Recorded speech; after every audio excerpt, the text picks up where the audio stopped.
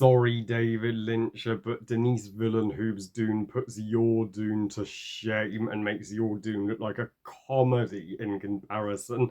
Long live the fighters.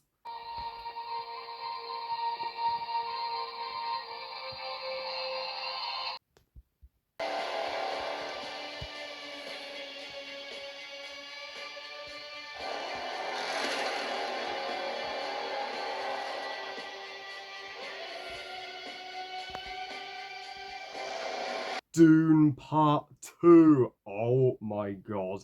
Directed once again by Denis Villenhouve and is the second of his huge emphasis on huge two-part adaptation of the original Dune book.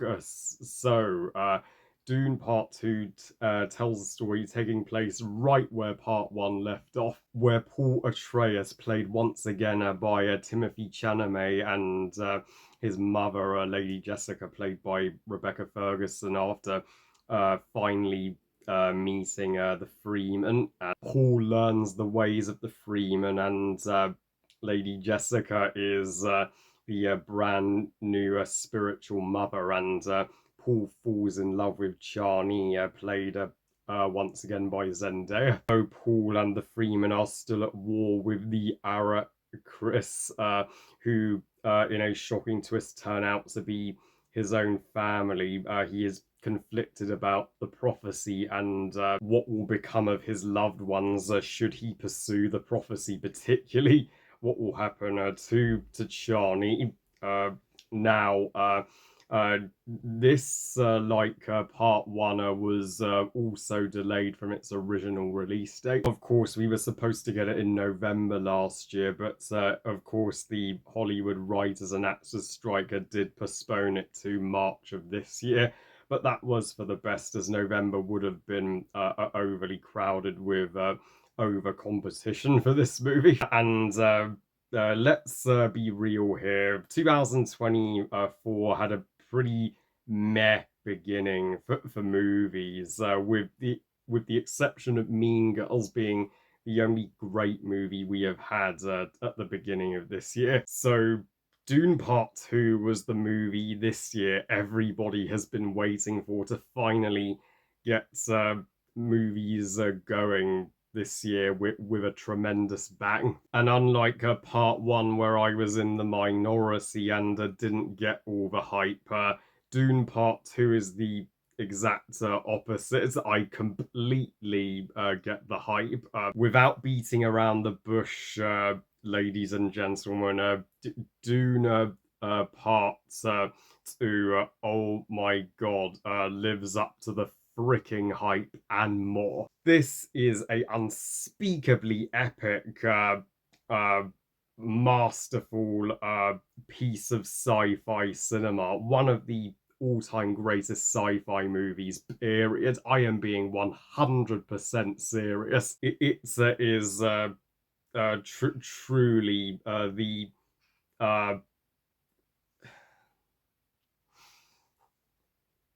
watching Dune Part 2 feels like you're watching Game of Thrones, The Empire Strikes Back, and Avatar: The Way of Water. I mean, Avatar: The Way of Water is the slightly stronger sequel in my book, as I do slightly prefer James Cameron as a filmmaker to Denis Villenhouve, but Dune Part 2 certainly 10 times better than Part 1 in every conceivable way, and it's sorry, Blade Runner 2049, you have just been dethroned. This is now Denis Villeneuve's best movie that he has ever done in his entire filmography as a filmmaker. And if he can, and he has outdone himself here, if he can outdo this with Dune Part 3 Messiah, then that will automatically put him in my top 5 favourite directors now, as of course Dune Part 1 and 2 are cover the first book of Dune, and Dune Messiah, the book, is brand new. Yeah, we've still got a bit of a wait to see where the story goes, but after Dune, Part 2, none of us can wait any longer to see what happens next. This movie is so absolutely incredible that there is no uh, freaking way it is not going to be on everybody's top 10 best movies of 2024. Best of luck to all other movies that come after this, topping this baby. This, I mean, I'd still say Mean Girls is just microscopically better. Mean Girls still remains my favorite of the year, but Dune Part 2 is an extra close second. Dune Part 2 is very much the Deathly Hallows Part 2 of Dune, in that it has no need for any more of the setup. It's can instantly uh, be a more action heavy plot and raise the stakes big time for our heroes. And even uh, though there are multiple storylines going on, and it's 2 hours and 45 minutes. Not a single scene in this true masterpiece bored me. I was bored by part one in places, but that was not the case with part two. Yeah, Denise certainly ups the action spectacle and the emotion up to 11 with part two. If this was the payoff that part one was warming up to, it was more than worth the wait. And believe all the hype with the visuals. What can I say about the visuals that haven't already been said? They are some of the most ultra stunning visuals since Barbie and the Avatar movies. God like visuals from heaven that other blockbusters this year could only dream of having. If you see one movie this year in IMAX, let it be Dune Part 2, as even the sandworms are utilized better here, particularly when Paul is learning the ways of the Freeman in the first act and learning to ride one. They are a way cooler form of transport than just a train, and how they uh, contributed to the final battle was uh, real awesome shit right there. Yeah, this is the movie that I wanted part one to be, and the performances by Timothy Chalamet, Zendaya, Rebecca Ferguson, Lea Seydoux, Austin Butler, Josh Brolin, Dave Bautista, and Florence Pugh, Christopher Walken, all stellar here. Timothy Chalamet gives his the greatest performance I have ever seen him give as Paul, and Paul goes way darker in this movie on his journey to fulfill the prophecy, end the war, but at the same time, at the cost of everybody he loves, and at the cost of who he once was. In the beginning of this movie, you love him and are rooting for him, but by the end, when things are revealed and the power goes to his head, you just hate him. He literally rejects poor Chani in favor of marrying the Emperor's daughter. Uh, so I don't blame her when she was like, fuck him, and just walked out on him. Yes, Paul and Chani's love story is the heart of this movie, and there's a great element of tragedy to it after he broke her heart. Uh, now that brings us to Chani, and this is also the greatest performance Zendaya has ever given in her life. She is truly phenomenal here, uh, and she uh, uh, does her best to keep Paul from going too far, even too dark and too far, and she does not always approve of his decisions, and she's looking likely to be the hero of part three, Messiah, as the movie does end with her learning to ride the sandworm herself. And Florence Pugh as the Emperor's daughter, yeah, her outfits were the most glam in the movie. Yeah, she looked like, well, a literal Diamond Princess Leia, though I do wish she was in it more, but I'm guessing they're saving the best of her for part three. And even freaking Thanos is in this movie. Josh Brolin, yes, three MCU actors alone star in this movie, and to see Josh Brolin play more of a hero is a nice change. And Christopher Walken may be the weakest person in the movie as the Emperor, but you still buy him enough as this as the keeper of all knowledge in the universe. Uh, and Rebecca Ferguson, yeah, her character takes a real mature turn when she's the entire movie she's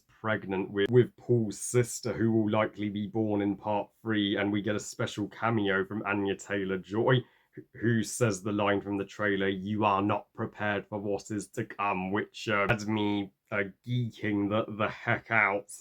Yeah, bring on 10 times more Anya Taylor-Joy in part three, I say. And Rebecca Ferguson, for a lady who spends the entirety of an action movie pregnant and doesn't get involved in the action because of it, she was still utterly badass. And uh, oh, and even the Baron's family were so much deeper in part two. Like when it's revealed that Lady Jessica is the Baron's daughter and Paul's grandfather. So when Paul stabs the Baron, he's killing his own grandfather. And Dave Batista, he well, his character shows a more terrified side when he's failed the family consistency in the fight against the Freeman, so the pressure is on him. And Austin Butler is one of the fan favorites characters of this movie. I never thought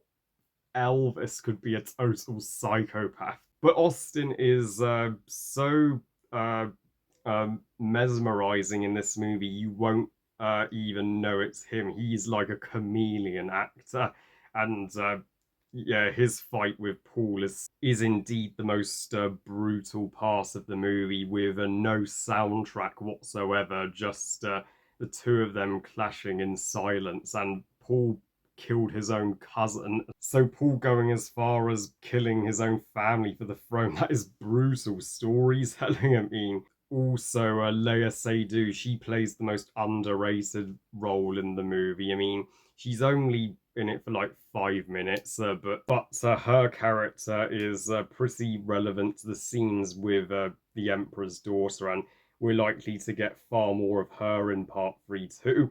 Also, two Bond actors star in this movie, so God, this cast is just perfection. Hans Zimmer's score, it is twice as good as his score for the first movie, and the theme that plays in nearly every action scene that goes down only adds to this movie's overwhelmingly vaster scope. Like, and yes, there is uh, far more action. And some of my favorite action moments being the gladiator fight that Austin Butler has with the Free Freeman that was shot entirely in black and white, and the climax, of course, being off the charts epic, like the biggest thing Denis Villenhouve has ever done. So overall, Dune Part 2 is a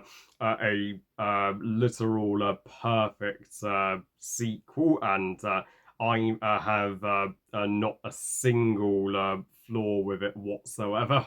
We don't always get blockbusters this big or this special, so please, all Dune fans, you will be doing yourself the greatest disservice if you do not go and see this movie right this moment.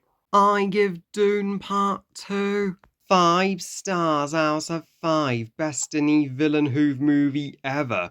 I am still floored by how much I adore part two. Like, it's made me more of a Dune fan than I could have imagined. Like, I wouldn't mind reading the second half of the book if it's truly as good as what Denis Villenhouve showcased in his movie version. Well, I love you guys. Thank you for watching. I hope you guys enjoyed this review. And what are your thoughts on Dune Part 2? I know everybody's going to say exactly the same thing, that this is the best movie of the year and nothing compares. Please comment and let me know. Please like this video and subscribe. Please follow on Twitter and on Instagram. And I'll see you all next time. And remember, movies are us. Bye, guys.